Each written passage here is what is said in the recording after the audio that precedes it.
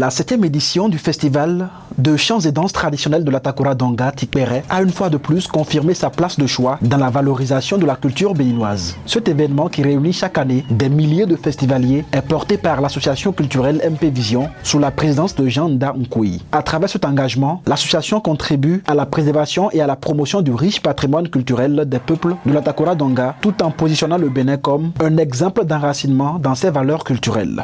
Cette édition placée sous le thème engagement des femmes pour la paix et la cohésion sociale à travers la culture met en lumière un enjeu crucial de notre époque.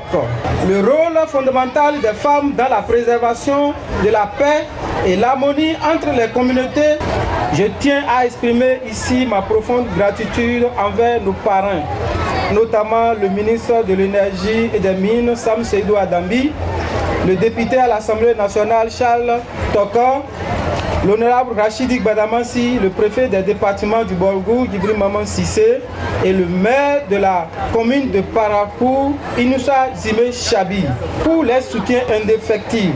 Recevez, chers parents, nos sincères remerciements pour vos précieux inlassables accompagnements. Au détour des manifestations officielles déroulées ce samedi 30 novembre à l'espace culturel du marché Koutieita Tchakitibam de Parakou, la commission linguistique Wama et le président de la fédération des associations des ressortissants de l'Atakura et de la Donga Farad ont salué cette initiative qui met en lumière la richesse culturelle de ces peuples.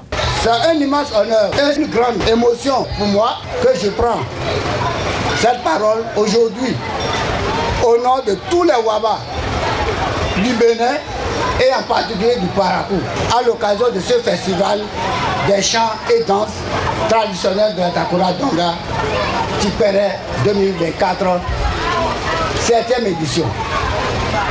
Chers invités, l'importance de nos cultures n'est plus à démontrer.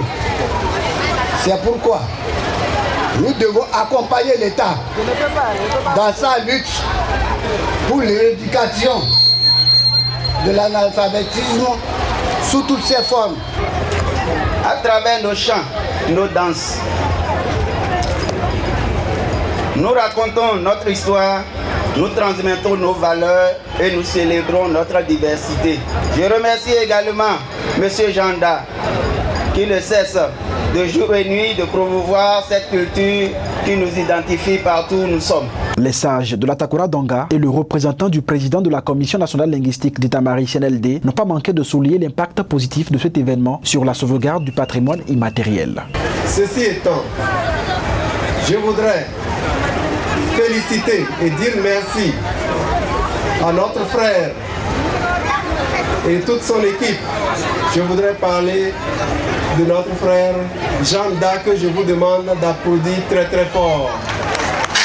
Car grâce à cette initiative, nous avons vécu ce soir ce brassage interculturel de l'Atakura et que dis-je, du Borgou.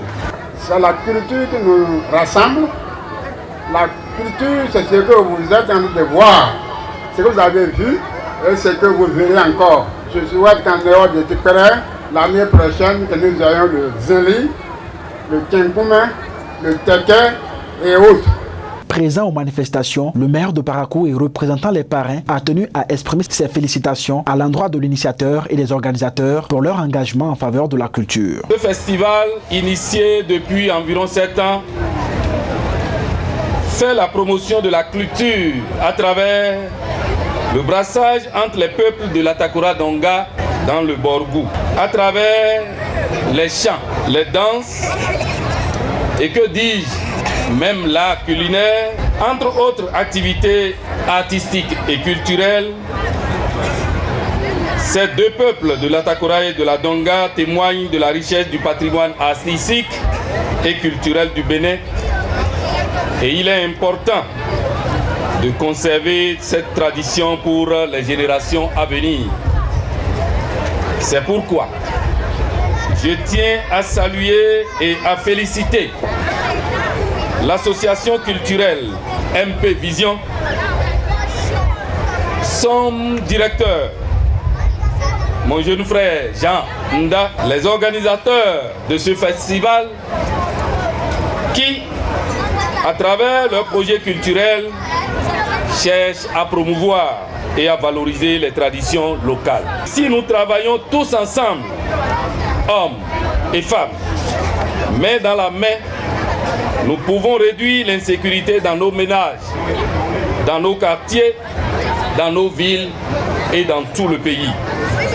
À travers donc la culture, nos chants, nos danses, même l'art culinaire, faisons donc la promotion de la paix et de la cohésion sociale. La raison pour laquelle nous avons créé ce festival, c'est pour permettre, même étant loin de nos localités d'origine, de nos départements d'origine, que nous puissions vivre notre culture ici et permettre à nos enfants également qui naissent ici, là, qui puissent alors connaître également nos cultures. Parce que ces enfants qui naissent ici, la plupart ne retournent plus facilement comme ça dans nos localités respectives. Donc, c'est la première raison.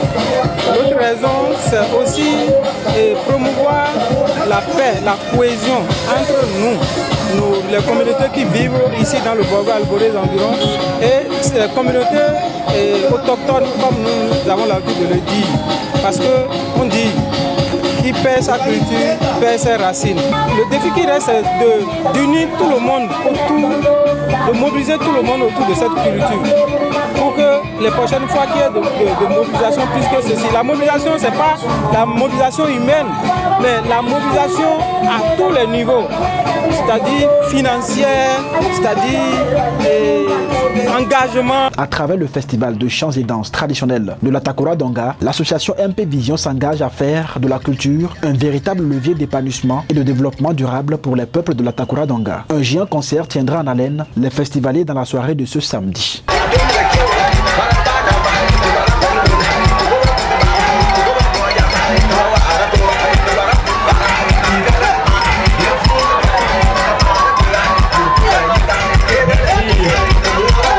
Abonnez-vous à la chaîne MP Vision TV et activez la cloche de notification pour ne plus rater nos vidéos.